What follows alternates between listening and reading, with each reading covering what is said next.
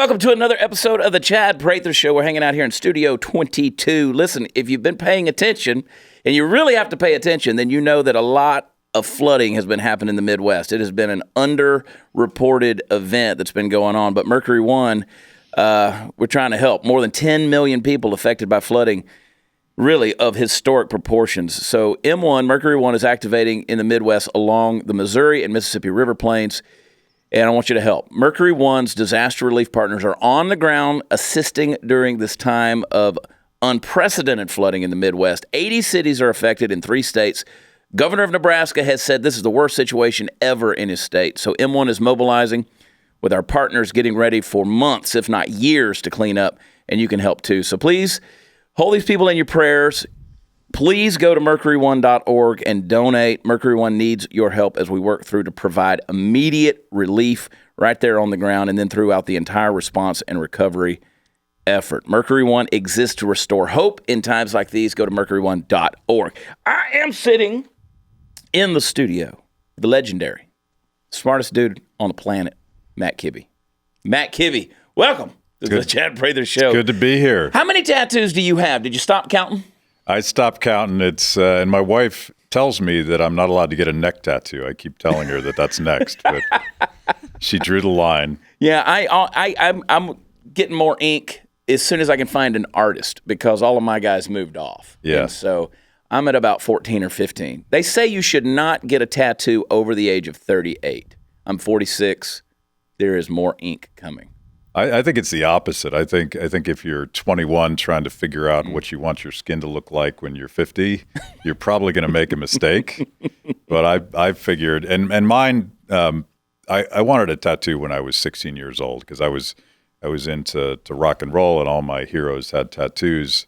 I didn't get one until I was 40 because it was I survived stage 4 cancer. Mm-hmm. And once you survive stage 4 cancer, it's a completely liberating experience. And you're going to do all the things that you always thought you should do but never got around to doing. So these sort of represents me being whatever the hell I want to be. And I don't really care what anyone else thinks. It's a very freeing thing. Yeah. I was in my late 30s when I got my first tattoo. And for me, tattoos have been – I'll tell you a funny story, man. So I went home. My father passed away. April was a year ago, and he had diabetes really, really bad, and he had some strokes, and he couldn't really see anything. And so I was wearing a V-neck white T-shirt. I was staying at my parents' house back home in Georgia, and my father, who can't see the wall over there, he sees this tattoo that I got on my chest just barely peeking out from underneath, and he goes, "Well, why in the world did you go get a tattoo?" And I said, "You can't see anything, but you could see that from 20 feet away." He knew. He knew. And my mother's always been like, why do you do all that to yourself? Because for me, every one of them is like building an altar. It's like, okay, this is something significant that happened in my life, and there's a story behind it.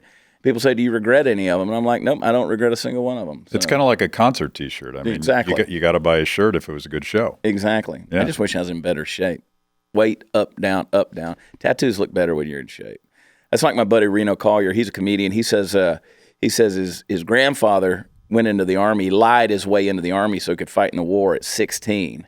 And he got a big eagle across his chest. Now he says he sees him coming down the stairs in his old man body, and he says it's like a big bird buzzard flapping, you know. Doesn't look like an eagle anymore. Well, it should be an incentive to stay in shape. It should be. Once you get of a certain age, but it doesn't really work out that way. It really doesn't. Natalie, how many tattoos have you got? Hot news, Natalie, over there. You just have the one? I only have one, and somebody told me, don't get a tattoo because you won't be able to stop, but I only have one, and it was a part of a story. I went and got a Cowboy star when I made the Dallas Cowboys cheerleaders, and I made it the size of a quarter. It's on my foot, so I could, like, if I need to cover it up for an event or something, I can. But so I was going to ask you, when you were getting all your tattoo, or you wanted your first tattoo at 16, would you have done that or gone to vote? Well, I think I was probably responsible enough to do neither at the time. and we just had a long conversation about the age of political consent. And And I'm all for 16-year-olds voting as long as I don't have to consent to what it is they're voting for. I want an opt-out clause because there should be like, I don't want to show up to vote and I'm 55 and I'm just done with it because I just don't think it's working out that well. So Nancy Pelosi's virtue signaling to her hardcore progressive wing of her party, and I think that's all it is, but I don't know. I think that Nancy should just throw a high school party at the house there in San Francisco and just invite all the 16-year-olds over and just see after a couple hours, after that raging rave, how much she actually likes 16-year-olds. Yeah. And how open-minded she believes they are and how excited that makes her when it's all done. She wouldn't let a 16-year-old drive her around town, much less have anything to do with one of them. I've told people when I was 16, we rounded up a bunch of cats and turned them loose in a Chinese restaurant. We made people ride in the trunk of the cars. I mean, we surfed on top of the van because we thought we were Teen Wolf. Stupid. But no, by all means. Yeah. I've got 5 kids. I know how dumb they can be. But it's a crazy thing. I mean, you're right. It's virtue signaling on that. Yeah, I mean, it's something that probably doesn't amount to much. And to Nancy Pelosi's credit, and I'll upset everybody with this, but she actually, on occasion, tells the crazy wing of her own party, said, no, that's not happening. When it comes to impeachment and even on the new Green Deal, she sort of patted AOC on the head and said, that's neat, but let's get back to business. Well, I know that a lot of people want to look at folks you disagree with, and their first response is, well, they're ignorant. Well, they're not ignorant. That's the thing, and you got to be wary of that because as soon as you try to diminish them in your mind, they're going to surprise you. You know, I really felt sorry for Dianne Feinstein when those kids confronted her about the Green New Deal, and she was trying to be as diplomatic as possible. You know, I felt bad for Chelsea Clinton the other day when the girls came up and told her that she was the reason for the New Zealand shooting and all these. And I'm like, they devour their own. It's amazing to see. But these folks that we tend to disagree with, they're there for a reason. They're not as stupid as you want them to be sometimes. Oh, sure. And I think I'm sort of obsessed with language, and I don't think so much about the leaders because I think the leaders know exactly what they're doing on the progressive left. But I look at all of these polls that show that young people dig socialism more than capitalism. But I don't really think that's true, and I think there's a fundamental language barrier. A lot of the things that we talk about, when we talk about the word capitalism, they're thinking cronyism. When we talk about the rule of law, they're not hearing equal treatment under the law. They're probably hearing something fundamentally different. So I think it's important to at least try to listen to what young people are trying to tell us. Yeah, because they're looking at the political system, and they're looking at this very idea that you would only get 2 choices in politics, and you don't know who made those choices for you. But they don't live in that world. They choose everything, and they live in this sort of radically democratized world where they get to choose music that I couldn't have dreamed of when I was a kid. I had to go to a record store, and some the record industrial complex decided that I had to like Andy Gibb. And that was offensive to me, even not knowing that there were better choices. I'm offended right now thinking about that. Yeah. So they don't live in that world. So I think they're all secret radical capitalists, and they just don't know it. Yeah, sure they are. Of course they are. And I just got back from L.A. I mean, I'm out there in Hollywood in the heart of leftist thinking, but those people live conservative. They do. They have money. Yeah. They have to. Do you think America, this is a question I've wanted to ask you. I just want to pose it out there, and it's kind of a big, wide, macro view, but are we free in America? Do we really have liberty in America? I think we have a lot of liberty, and when you think about sort of your daily lives and the routines you go through every day, and this is sort of a libertarian perspective, so much of what we do with our families and our neighborhoods and our communities is unplanned and unregulated, and there's no like government middleman sort of overseeing our behavior. But when it comes to some really big things, we're not free at all. And that clash between those things, I think there's something instinctually free about being an American. I think it's in our genetic code, but that probably makes us a little bit intellectually lazy. Like we take it for granted. And we take the fact that I can pull up to the grocery store at any time and feed my family.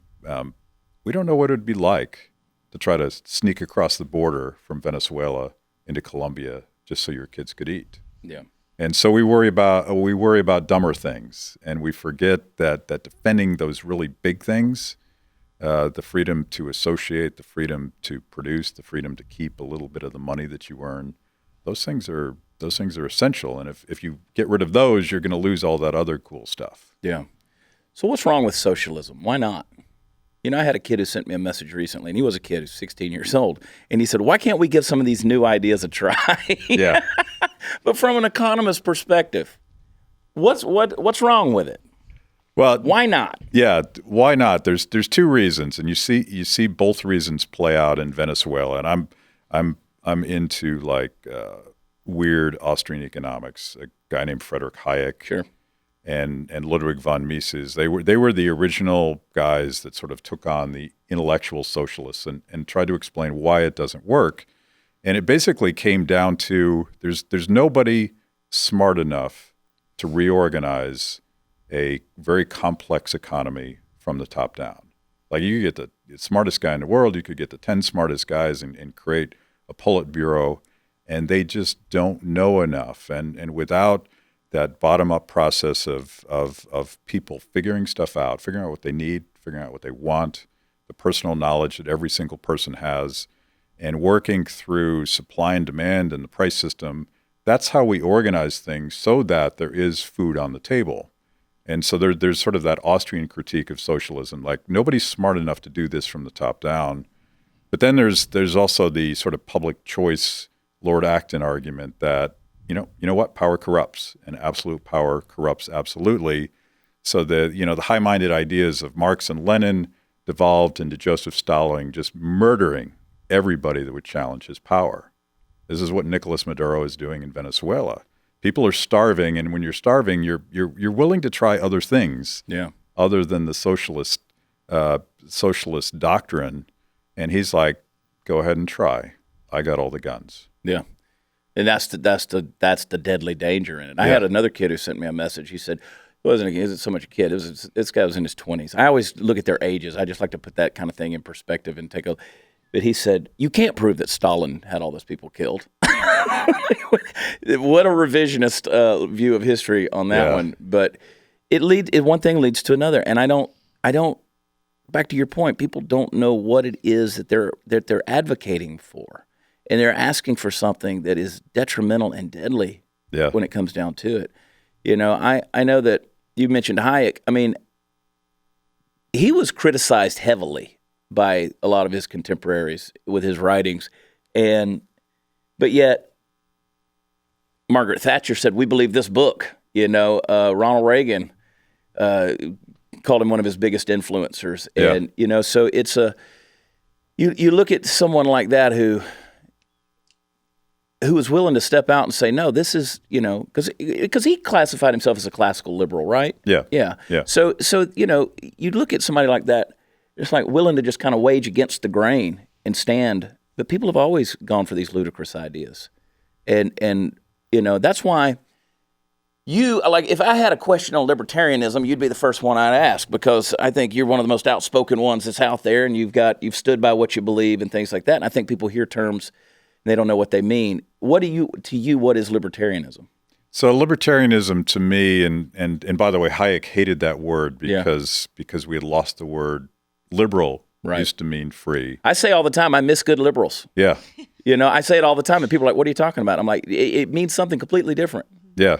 And I think libertarians can be their own worst enemies, because we really emphasize sort of the rage against the machine. Big government sucks. I hate it that these bureaucrats in Washington, D.C. are telling me how to live. Mm-hmm. And I believe all that stuff, and it's important. But the other part, sort of going back to Hayek, is we believe that free people have an ability to make things better. And we come together in voluntary association, and we create communities, and we create rules that sort of keep us, crazy rules like your mom talked about. Don't hurt people and don't take their stuff. Right. Those kind of rules.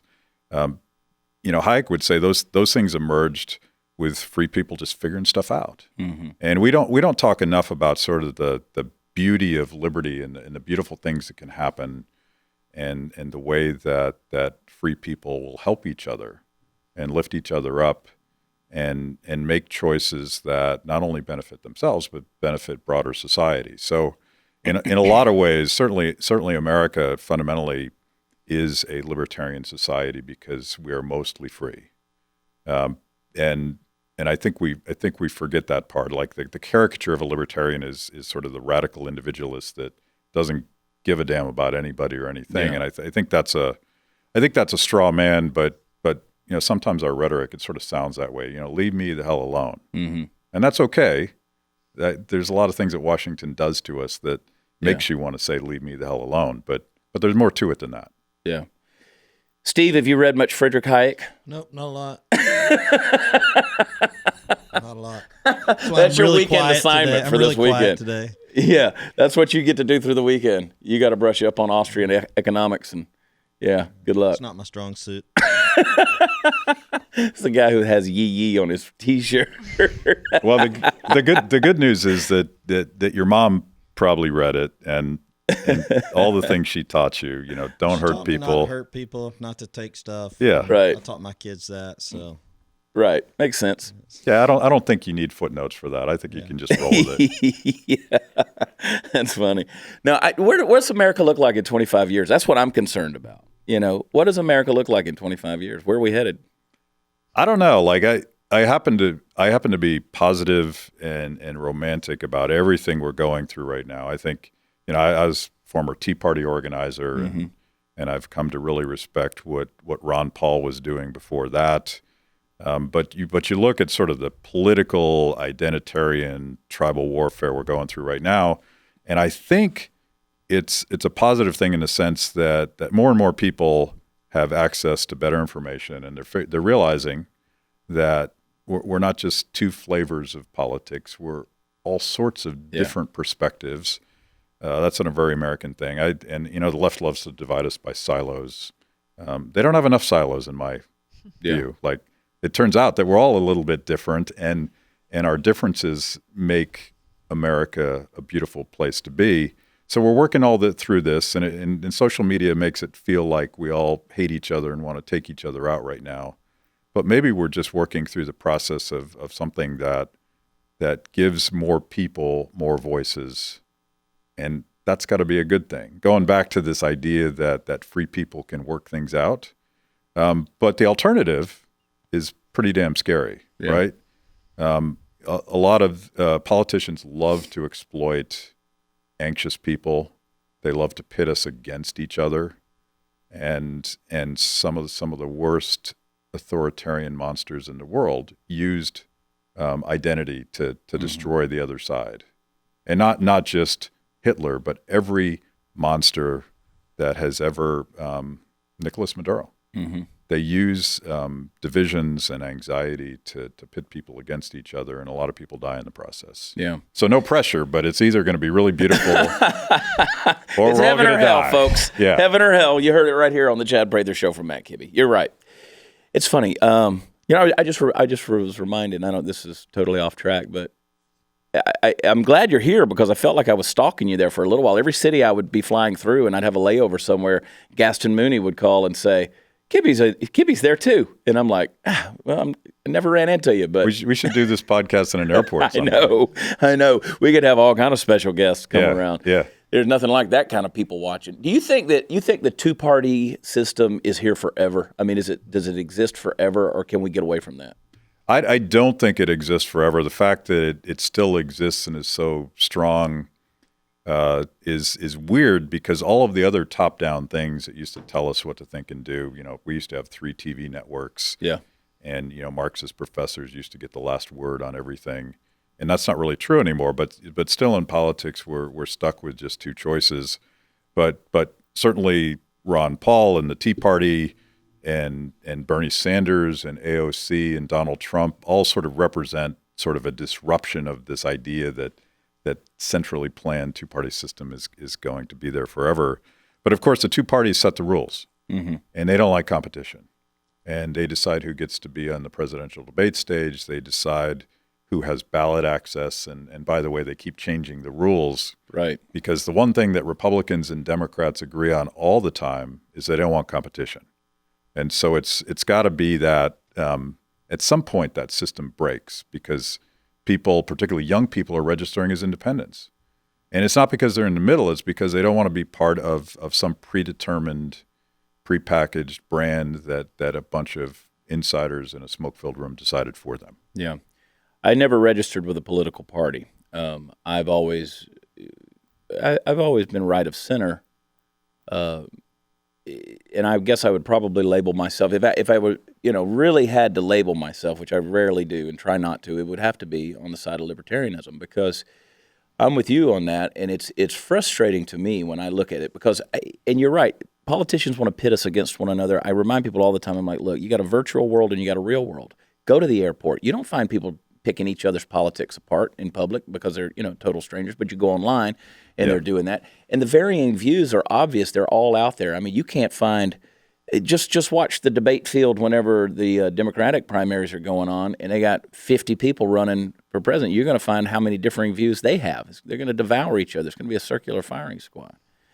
And so we have got to get to a place, in my opinion, where we can express ourselves in a way that doesn't just narrow it down to two choices. Yeah. That's the big thing. I mean, I went into the voting booth in 2016, and there was two boxes there that one said Hillary Clinton and the other one said not Hillary Clinton, and I voted not Hillary Clinton. So that was my choice on that. And hey, here we are with Donald Trump. Do you think he's been good for America? I think there's positive and negatives, and Yeah. I do think that, and I'm sure we talk about the positives all the time, but the negatives, part of it seems to be this divisiveness, and if the pendulum, if Trump and Trumpism is a reaction to sort of radical progressivism and identity politics, which I think it is, and maybe a rational one, I'm afraid about where the pendulum swings next, because I don't think it's unreasonable to imagine a scenario where someone like AOC becomes the president, or Bernie Sanders. Like you had Donald Trump and Bernie Sanders, and if the Democratic Party hadn't sort of rigged the system against the Democratic Socialists, it's not at all clear to me that Hillary Clinton would have been the nominee. And Donald Trump versus Bernie Sanders, as weird as that sounds, I'm not sure who would have won that. I tend to think Bernie would have. Yeah. I really do. I think that, and it's a scary scenario. I think right now if AOC was capable of running for president, she would give him a run. I really do, because she's kind of become that darling, and she's an idiot, but she's kind of become in many ways that media darling, which is... Well, once we pass 16-year-old voting, I feel like we should have 16-year-old presidents too. Exactly. Well, I've always said I think you should probably be the age of the person you're voting, or not the person you're voting for, but their age that they can run. So if you're going to vote for president, you should at least be 35. Yeah. So you worry about like the backlash, and I think that's a real concern. But I think we're going to have to get past the two-party system, because it's quite possible that neither Hillary Clinton or Donald Trump was the right choice for a lot of people. Yeah. Well, people have heard me say it a million times, and I said it in a video back during the primaries. I was trying to pick which president we're going to have next. It's like trying to figure out which venereal disease you're most okay living with for the next 4 to 8 years. I'm thankful that there have been positives with a Trump presidency, and there have been positives. But from an economic perspective, do you feel like he has made true economic change that is positive, or in the long run, is it going to be some negative effects from it? So I think long run positive. So you had this with Barack Obama. He went out of his way to keep the economy from recovering. As an economist, I would tell you that there's always, after a bad recession, there's always a nice bounce, and that's how people sort of recover the income and the ability to live that they lost during the recession. And Barack Obama, through a series of really bad policies, kept that from happening, and it was very anemic growth. And so with the tax cut and some of the deregulation that he's done administratively, he's kind of unleashed that natural bounce that the economy needed. I happen to think that the tariffs are horrible policy, and that's probably undermined a lot of the bounce that we should have gotten from the tax cuts. And the regulatory stuff is all administrative. So we haven't changed legislation, we haven't changed laws, and the next guy, whoever it is, can come in and just reverse that stuff overnight. Sure. So how much permanent change are we getting in terms of economic growth? I'm not sure. And that's, by the way, is the measure. You want to predict who's going to win re-election. Incumbent presidents invariably will be measured based on economic performance, and the data backs that up. If the economy is good, you're fine. All that other stuff doesn't really matter, because people are trying to decide whether or not their kids are going to have a better life and whether or not they can feed their families and basic economic stuff. So President Trump should focus on economics and make sure that performance is there. Yeah. It's I've had people who have said, they feel like, well, let me put it this way. When do you think the next recession hits? That's a good question. And there's no way to know, and Donald Trump inherited a lot of manipulation, particularly when it comes to, and I'll go off on my weird libertarian stuff. We've got a lot of funny money and toxic assets held by the Federal Reserve, and politicians and the Fed, they love to keep interest rates artificially low. And it feels like we've reached the point where we can't possibly do that anymore. And all of that distortion creates bad economic decision making. It very much fueled the housing bubble in 2008. So you have this clash between all of this inherited stuff, dumb stuff that the government's done. The debt, I think, is an important factor. If interest rates go up, the debt explodes. All of that has an impact, and that's not really necessarily controlled by the president or Congress. It's a cumulative thing. But if you can outpace that with new growth, that's fine. That's why growth matters so much. Because, the one... That's what she said. Yeah. Hey. I got nothing. Hey now. Yeah. Natalie. Hot news, Natalie. Keep it high. What? Just keep it up here. No, we Bring it back down. have to get in the gutter from time to time. High, we go low. Yeah. Yeah, that's the Michelle Obama philosophy. Kick them when they're down. Yeah. Was it Michelle that said that? No, it was, oh, gosh. Eric Holder? Was it Eric Holder that said that? You got to kick them when they're down. Anyway, Natalie, what does money mean to you? I like it. I actually, I'm over here with my, I'm like, I can't even I try told to be you. cute because I'm just learning so much and writing down big words that he said that I need to really educate myself more on. It's certainly a different way to look at things. And you had mentioned some of the positives. Where do you feel like Trump has been? Where do you feel the negatives lie? Oh gosh, I worry about like the other, and he says this stuff randomly, and he says nice things about Kim Jong-un, and yet the other day he said he wanted to create a government-run media program. I don't know if he means those things or if he's trolling me, but as sort of a constitutional limited government guy, some of the things he says just we can call it Prather. Yeah. Pravda. Yeah. And this will be super controversial, but I was one of the guys that thought that declaring a national emergency to build the wall was a really bad idea, and it's because of the one thing that sort of separates the executive branch from the legislative branch is the power to appropriate money, and Congress has that power, and this particular decision was just over a couple $2 billion, and in Washington D.C. that's nothing. That's Thomas Massey calls it budget dust. So sort of breaching that line is very different than other emergencies that other presidents have called, and I think it's a bad idea because AOC is going to run with it when she's president in 4 years, and I think that's a bad thing. Yeah. But I don't. So it's not at all clear that he usually means that stuff, and that's what I hate to overreact when every time Trump tweets something that I disagree with, because I think he's probably just trolling me.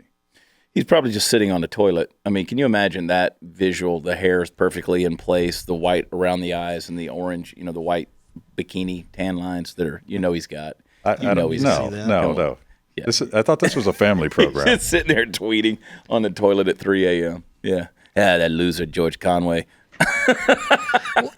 Yeah, exactly. Was he the better choice of the two? Honestly, I'm going to get people really upset. At the time, I didn't think so, and today I do. But ask me in 2 years, because if the backlash from Trumpism results in a socialist in the White House, I think we'll all say, "Wow, that was a really bad idia." Well, that's the fear that I have as well, because I Yeah. agree with you 100%. I also agree with you about the national emergency issue. So if they're mad at you, they can get mad at me too. I tend to agree with what Rand Paul said about the thing. It was just not. I just feel like it was a good idea. And hey, let the hate mail come. Trump's not a messiah. Trump doesn't walk on water. He's a man. He's a man from Queens, which is a really interesting dynamic. Billionaire playboy real estate mogul from Queens. And I got a feeling that Andrew Heaton said this one time on his podcast. I was on there. He said, I feel like aliens are going to invade in 200 years, and they're going to dig up artifacts, and they're going to find Twitter records, and they're going to say, oh, look, they found a washed-up game host to be their king. And it's kind of scary, because I think the antithesis, the pendulum swing, you wind up with a socialist in the White House, and it's a very deadly and dangerous thing. It's a horrible, horrible idea. And that's why, for me, I did a video on social media a couple of weeks ago that, 7 or 8 million people watched the thing, and it was it's called Let's Try Socialism. And I kind of walked through the pattern of what that looks like. It was a tongue-in-cheek, as all of the things that I do. It was kind of a tongue-in-cheek poke at it, but I was shocked at how many people truly believe it's a good idea. Yeah. I mean, just absolutely close your eyes and ears to the just history and just say, no, we really need to do this. Mm-hmm. And to say that you're not compassionate unless you do utilize it. Yeah, we do a lot of stuff on socialism, and I have been for the last 3 years, because I noticed this, starting with Bernie, like a lot of people are excited about this rebranded democratic socialism. So we're sort of redigging the history. It's a fairly depressing thing to do, but what Mao did to the Chinese people, what Pol Pot did to the Cambodian people, brutally horrific stuff. But the Socialist Party, the guy that runs our Twitter account, is constantly responding, that's not socialism. Yeah. And they have this sort of gauzy romantic idea that socialism and democracy somehow go together. Mm-hmm. And they want to get to this beautiful direct democracy thing without sort of acknowledging that by definition, according to Marx and every socialist that's ever tried to implement his ideas, socialism is a brutally top-down, no dissent, there'll be no voting, there'll be no choosing, we're going to decide for you. And if you don't comply with that, you get shot. Mm-hmm. And that's the only way it works, because otherwise people are going to do what they choose is best for them, and it doesn't fit the plan. So I think we have to sort of realize that a lot of young people are sort of wrestling with these ideas, and they probably didn't get those brutal history lessons about socialism in practice in high school or college. Let's tell those stories, but also let's listen a little bit. What do you mean by socialism? And let's talk through it, and see what it is. Because if they're talking about, and AOC sounds like this, she's like, I believe in communities, and I believe in dignity, and I believe in people working together to solve problems from the bottom up. That is the exact opposite of socialism in practice. Right. That's actually us. That's what free people do. Yeah. And like, if that's the goal of community-based solutions from the bottom up, where people are helping each other, we can work with that. Because I have some ideas on how we might get there too. Yeah, see, that's not, like you said, that's not socialism. Yeah. And it's amazing how many kids out there think they hear the word social in the word socialism, right, and they think that it has something to do with socializing. And then they want to come back and they want to say, well, we have Social Security, and of course we have the VA, and of course we have the post office, and blah, blah, blah. All these social programs are out there. Well, social programs are not socialism. Right, right. Huge difference. Huge difference. Can you utilize social programs? Yes. You can also overutilize social programs. I would rather use FedEx than the post office because it's a private entity. I would rather I would rather go to my doctor than the medical clinic because I want to go to a private entity, somebody who is driven by capitalism and has the opportunity to succeed in bigger ways than what the government allows. Scary. Because I was actually given a Pell Grant in college because I needed it. That was something that helped me out, but I've given back. Yeah. So some things in play are not so bad. Well, it's just like welfare. When they're used properly. Getting a hand up is one thing, but living on it as a lifestyle is another deal. And I always say, because I'm a big time proponent of limited government and stay out of my business and do all those things. And I have a lot of friends who are conservatives, coming from the deep South. I know a lot of friends who talk very conservative, but if suddenly government was limited, they'd be screwed. Mm-hmm. Because they're living off of subsidies and all these different things that they have, whether it's health insurance or subsidized housing or EBT cards or whatever it may be. All of a sudden, I'm like, stop talking conservative until you start living conservative, because it's a big difference. It's there, and I'm all for people getting a hand out and a hand up, but don't live on it. So, well, you use it as a stepping stool, not a crutch. Yeah. So we're gonna get Puppet Master Mark off of welfare soon.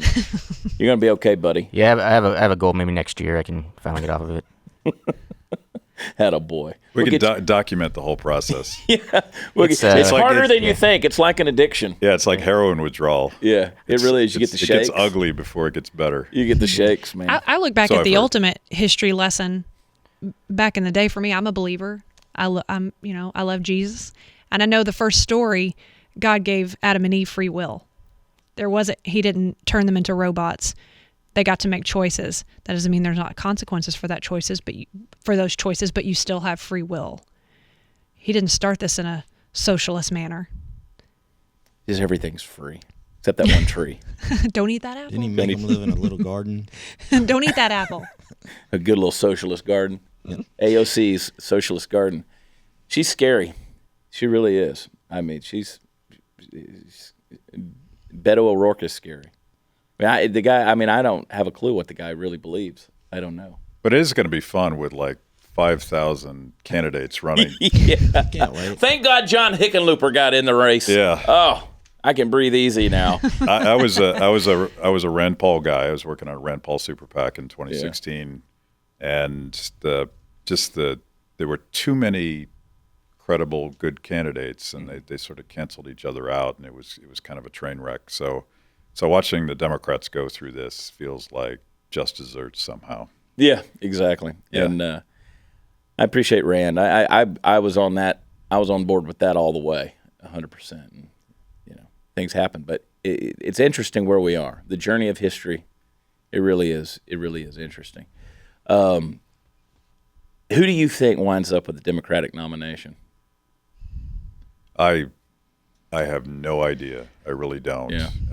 Because I think you're looking at the more reasonable voices, like the media is just tearing apart Joe Biden because he's not progressive enough, and they're digging out crazy stuff that he said 30 years ago and all that, and again, it's sort of fun to watch the left sort of eat itself in this process, and they're doing the same thing to Bernie, by the way. Yeah. This morning, CNN dug up these old newsletters where Bernie, turns out, he actually was a real socialist. He wasn't a democratic socialist. Yeah. He was all for government ownership of the means of production, and it's CNN writing a hit piece on him. So they're sort of trying to clear away the deadwood, but it's not at all clear who the favored candidate is yet. Yeah. And I don't know what they want. Yeah.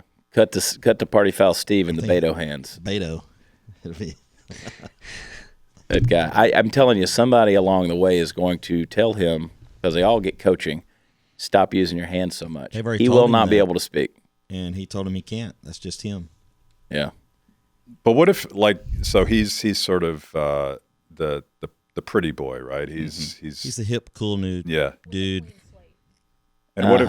Yeah. It's not that Unwritten clear. ideas. His kids told him to run. Yeah, but maybe that's the standard. Like who's beautiful and makes us feel good about He's ourselves. white. He's tall, white. I thought he was rich. Hispanic, Mexican. He's Irish Mexican. Okay. Yeah.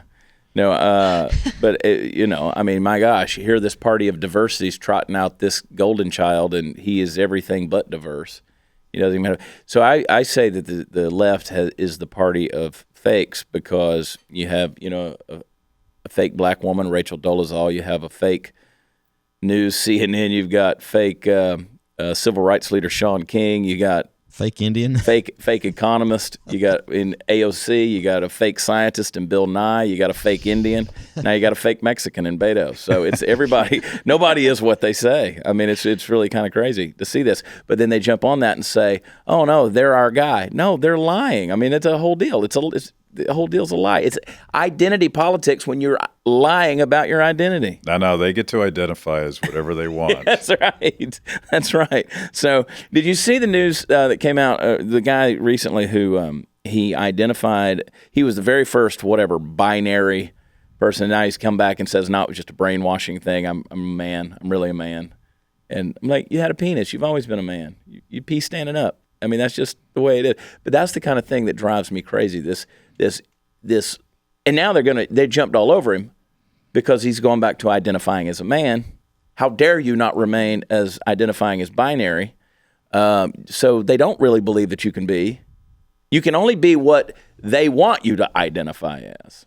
You got to meet the requirement. Hey, did you see that bathroom while we were in San Diego? Literally on the door, it has a half man, half dress on the bathroom. So does that mean either or unisex? Unisex? Yeah, I mean, I'm more concerned with the fact that you said bathroom. Bathroom. The toilet. Okay, can you translate for me? Bathroom. Bathroom. Did you see that bathroom? That's East Texas for you right there. Yeah. Solid Southeast Texas. Yeah. Deep East Texas. I saw that. I don't even pay attention to it anymore. I mean, if it's one. I was confused. If it's one hole in there, I didn't go. Just make private bathrooms. It's crazy. But no, it's going to be interesting to watch. It really is. And your show on BlazeTV, Kibbe on Liberty. Is that still the name of the show? That's the name of the show. Hey, people keep changing the names of their shows. That's why I keep, like Lauren Chin, she just changed hers from roaming millennial to pseudo-intellectual. And Allie Stuckey, I think, changed hers a while back. I get lost anymore. I can't keep up with all of them. But you think drugs should be legalized? Yeah. And Portugal's done this, by the way. They decriminalized everything, and they used to be the cesspool of drug deaths and violence in the European Union, and they decriminalized everything, and all the good numbers have gotten better, and all the bad numbers, if I don't even know what I'm saying there, but fewer people died, fewer young people doing drugs, and I think, by the way, the drug war is one of the things that fuels violence at the border. Drug gangs live on illegal drugs because it creates a huge, very valuable market for them, and the winners in that market are the most violent, most brutal people. And those same drug gangs, they smuggle people, they traffic humans, they traffic guns, and they kill a lot of innocent people on both sides of the border. I think if you want to fix the border problem, you actually probably need to get serious about decriminalizing drugs because it pulls the rug out from under them. Yeah, and that's a very controversial thing to say with conservatives, but it's just economics. Sure. And I believe in individual responsibility, and I think people given choices actually are capable of making good choices, and government quite often unintended creates really bad consequences and the drug war is a great example of that. We put a lot of innocent kids in prison, and they can't get out of that cycle. We and a lot of people die. Like even the opioid crisis, it's a real problem. But I have a personal friend. We made a documentary about him who is horrible spinal pain since he was a kid, and he was on just an insane amount of opioids. He used medical cannabis to wean himself off of opioids. And it's actually illegal in the state that he lives for him to have done that. I think that's crazy. Yeah, I agree. I know where Party Foul goes as soon as we hit Denver. Starts looking up the dispensaries. Yeah, I always look them up.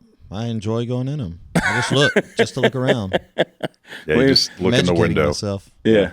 We do more than window shop. We did.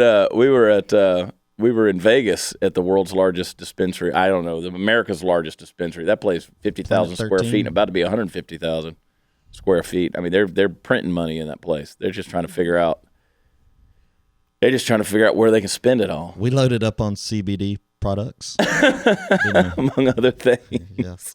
Sorry, Mom. It's true. My mom knows. She wants some. She wants some bad. Look at the camera right there, Mom. No, it's true. I think you're exactly right on that, though. I think you pull the rug out from underneath, the cartels and all that. And I say that's how Trump gets reelected, Mark. In the election thing, he says, if we get reelected, we're going to legalize it. His instincts are good on this, and he had an attorney general that was on the opposite side of that, but I think he totally gets that. I just had a young woman on my show. She's from Honduras.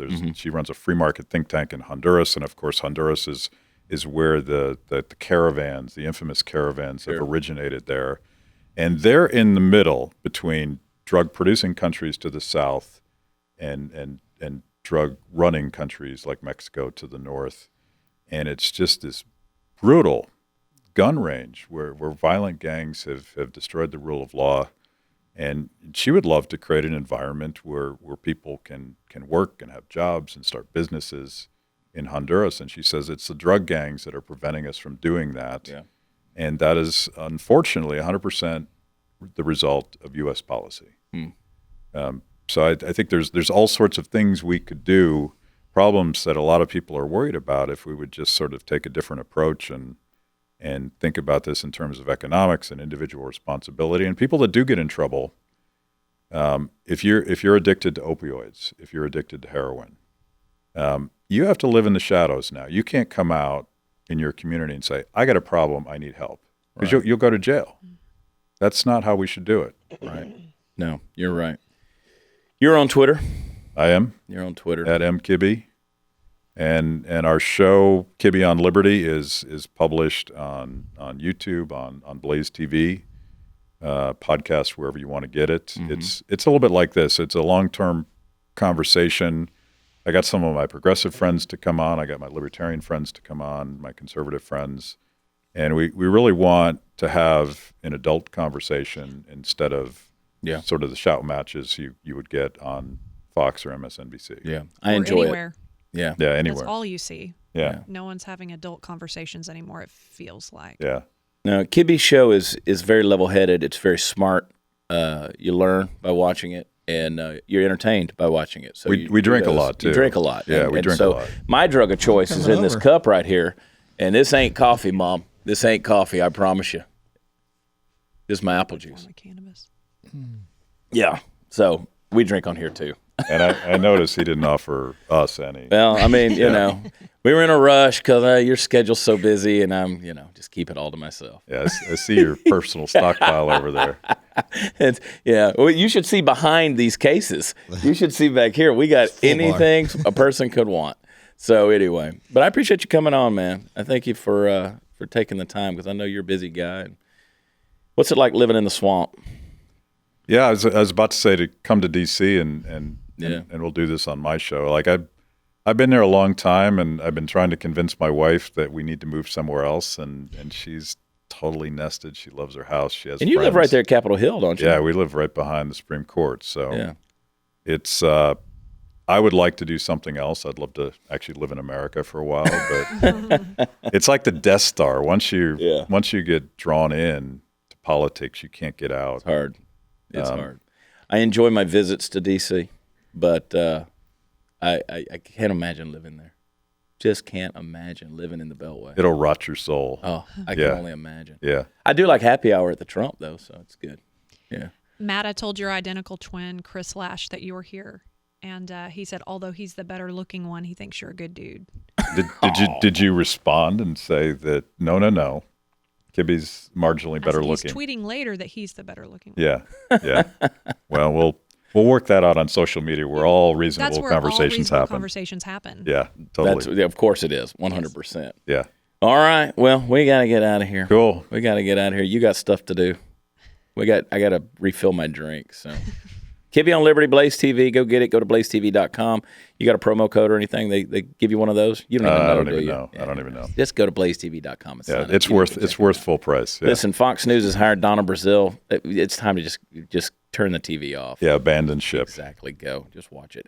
So anyway, thank you guys. You can find us on Twitter at WatchChad. You can also go to watchchad.com. You can find me on tour. Live shows coming up. Going to be in Anaheim. Going to be in Modesto, California on April 5th and then April 6th. And then we got all kind of stuff going on. We're all over the country. We're going to be in Spokane, Washington, late April, as well as Boise. We're going to be in Idaho Falls. Going to be in Casper, Wyoming. So go to watchchad.com. Find out where we're going to be. And we'll see you on the road. For Hot News Natalie and Party Foul Steve and producer Candace, who you can't see on the camera, and the puppet master Mark. Matt Kibbe, thanks for coming on. I love y'all. God bless. We'll talk to you next time. Bye.